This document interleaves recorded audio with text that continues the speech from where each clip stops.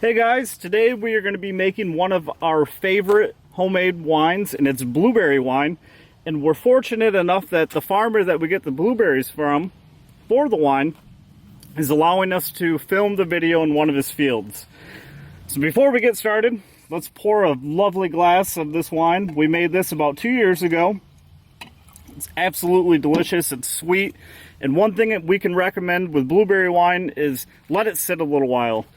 You let it age a year in the bottle, and it tastes 100 times better than if you start drinking it right as you bottle it. To get started, we're going to need a few basic ingredients. We're going to need 10 pounds of blueberries, about 4 gallons of water, a packet of EC1118 wine yeast, between 8 and 10 pounds of sugar,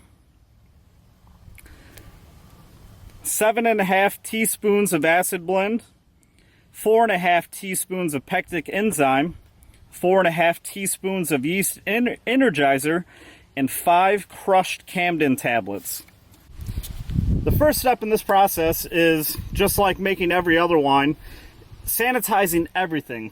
Our stirring spoon, our bag, our bucket, everything is sanitized with one step. Can't stress that enough. In our other wine video, we talked about it quite a bit. Just make sure you sanitize everything. The next step is we're going to take our blueberries. We have 10 pounds, and they were frozen, and we let them thaw overnight in the bag, and we're going to add that to our straining bag that's in our primary fermenter.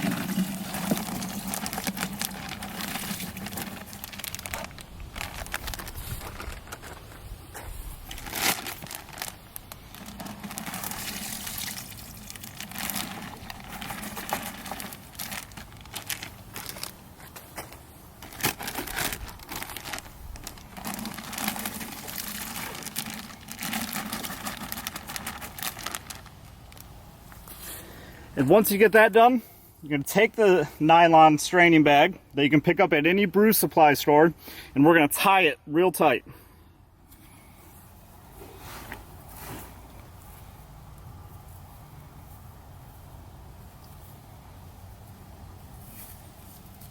And we'll do a double knot just to ensure when we're stirring every day when we're checking our specific gravity that it doesn't come open. The next step is adding our 4 gallons of water to the primary fermenter that has our berries in it. We use reverse osmosis water that we pick up from our local grocery store. You can do that. You can buy bottled water, or you could use your own tap water if you don't feel like it's too chemically or too much chlorine in it. If you do use your tap water, we suggest pouring out the 4 gallons the night before and letting it sit without the cap on. So let's go ahead and throw this into our primary fermenter.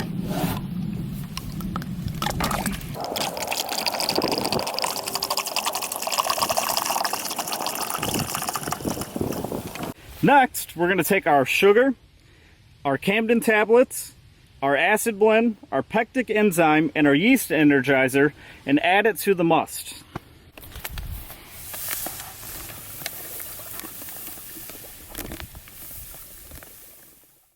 Alright, now that we have our 8 pounds of sugar added, go ahead and take whatever you use to stir and stir up the must really well.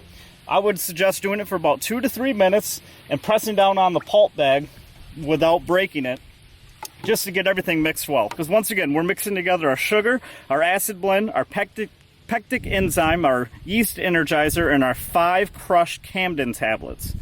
We're not going to add our wine yeast yet right now. What we're going to do is actually cover this and let it sit for 24 hours with our airlock on, filled with 1-step water solution. And we're going to let it sit for 24 hours. After that 24 hours, then we can add our wine yeast. What we're going to do after that is every day we're going to stir for about 2 to 3 minutes. But before we stir, we're going to take our specific gravity reading and we're going to record it. After about 5 to 8 days, once the reading hits 1.030, we're going to pull our pulp bag out. And we're going to twist it to try to get every last little bit of juice out of it that we can.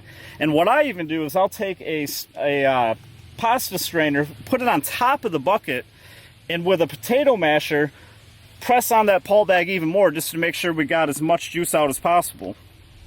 Once you've done that and you've removed the bag, we're going to take the wine from our primary fermenter and siphon it into a secondary carboy. So make sure to take everything from the bucket because we're only going to have it in the secondary carboy for a little while. It's going to keep fermenting in there, but once the specific gravity has dropped to about 1.00, which is about 4 weeks out, then we're going to siphon off everything except the sediment that will be on the bottom of the carboy into another clean carboy. And make sure to put an airlock on it every time. So what we do is we'll take a little turkey baster and once a week we'll pop out, put it and measure this, the specific gravity, and then pour it back into the carboy. And it's literally been about 4 weeks, plus or minus a couple of days, until we get our specific gravity to 1.00. Once you drain it into another clean carboy, as like we've talked about before, make sure everything is cleaned with one step or some sort of sanitary solution. That's including your siphon, your filter, whatever you're using during that transfer process. We're going to let it sit in that carboy for about 2 months again. And this will help in the clearing of it. You'll notice all the sediment start dropping to the bottom of the carboy. And what we really do is 2 months is the recommended time frame from this recipe book, which, by the way, is Winemaker's Recipe Handbook, which you can pick up at any brew store. This isn't our own recipe, but it's still one of our favorites. We let it sit for between 2 and 4 months. And what you're really looking for is all the sediment in the carboy will fall to the bottom. After that 2 months, you're going to siphon from the carboy into a bottling bucket, and you're going to add 4.5 teaspoons of stabilizer. During this time, you're also going to take 4.5 pints of Red Grape Concentrate that you can pick up from any brew supply store, and you're going to mix it in the bottling bucket. Then go through and, just like every other beautiful wine you've ever made, or if this is your first time, it'll be like every other wine you're going to make in the future. You're going to take it, you're going to bottle it, and you're going to try really hard to not drink it for a couple of months. And as we talked about before, try to let it sit for about a year before you really start drinking it. But you end up with a beautiful purple, colored wine that tastes great. It's super sweet.